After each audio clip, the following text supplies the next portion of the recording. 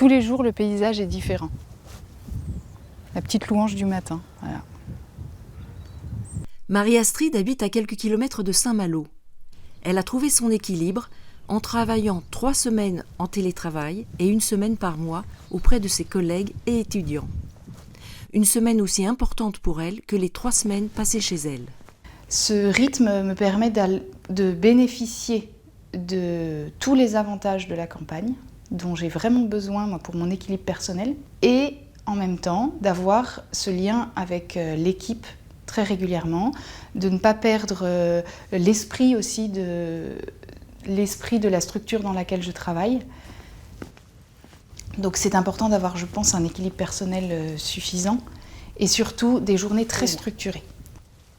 La différence entre mon rythme de vie et le rythme de vie des personnes qui vont au bureau tous les jours est telle, j'ai peur que ce décalage soit trop important si je garde un rythme de télétravail durant des dizaines d'années.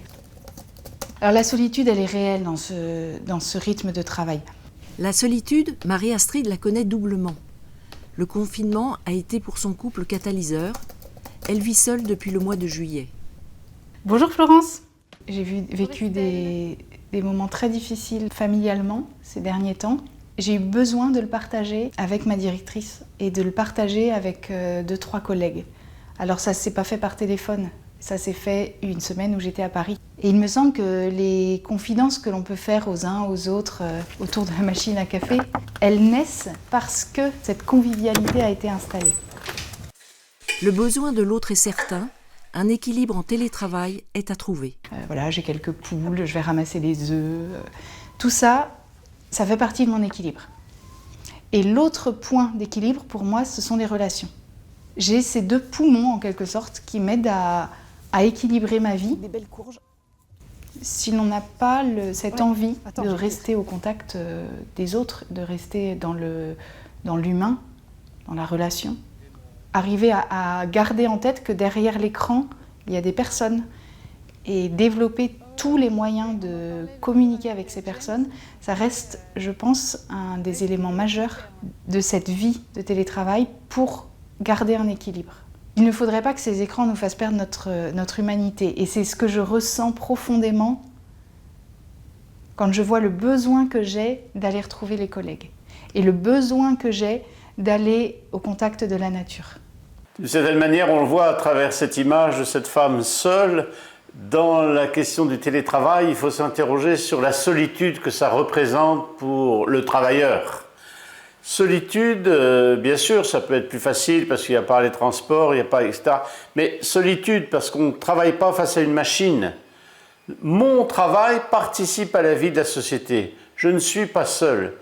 Et puis je crois qu'il y a une dimension importante. Quand je vais au bureau, quand je vais à l'usine, quand je vais au travail, il y a ce sentiment d'appartenance. Je fais partie d'un ensemble et c'est ensemble, parce que chacun dans son travail particulier apporte sa pierre, c'est ensemble qu'on construit quelque chose.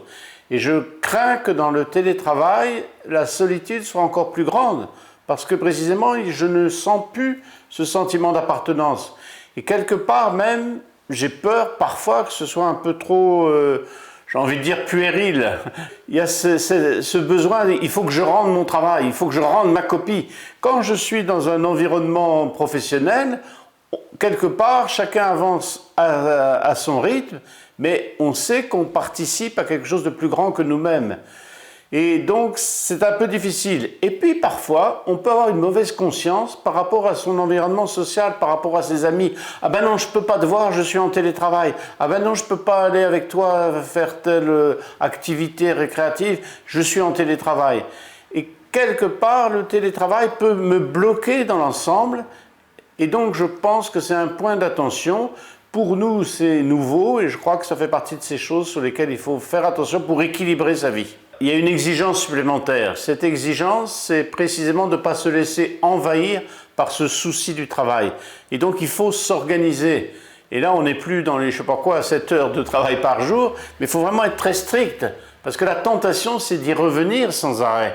La tentation, c'est de voir si le mail que j'ai envoyé a bien eu sa réponse à n'importe quelle heure du jour, voire de la nuit. Et du coup, on se coupe de toute vie sociale. Or, c'est évidemment fondamental.